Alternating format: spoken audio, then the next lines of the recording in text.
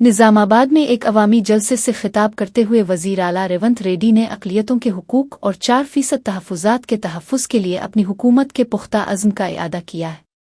उन्होंने BJP leader Ramchandra Rao के तंज का जवाब देते हुए कहा कि अगर मुसलमानों के हुकूक की खातिर कोई उन्हें रेवंत अल्दीन कहता है तो वो इसे खुशी खुशी कबूल करेंगे, चाहे वो नाम रेवंत गौड हो या रेवंत अल्दीन।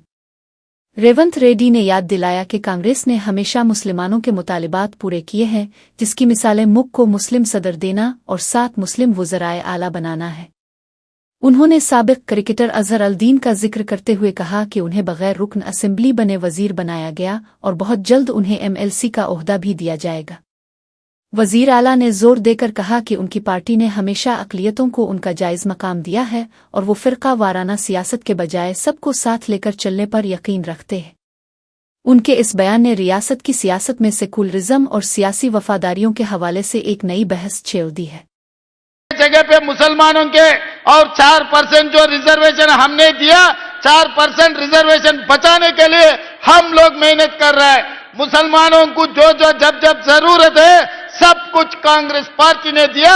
इस देश को राष्ट्रपति मुसलमान को कांग्रेस पार्टी ने बनाया। 7 मुख्यमंत्रियों को इस देश में कांग्रेस पार्टी मुसलमानों को बनाया। मेरा कैबिनेट में शब्बीर भाई को मंत्री बनाने के लिए निजामाबाद अर्बन चुनाव में हम चुनाव लड़वाए। मैं कामारेड्डी, मेरे लिए शब्बीर भाई ने कुर्सी छोड़ा था कामारेड्डी असेंबली में, मगर हम केसीआर को हराए, हम नहीं जीत सका।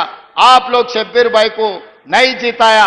फिर भी मुसलमानों को मंत्री बनाने के लिए मोहम्मद अजहरुद्दीन को बिना MLA बिना MLC हम मंत्री बनाए।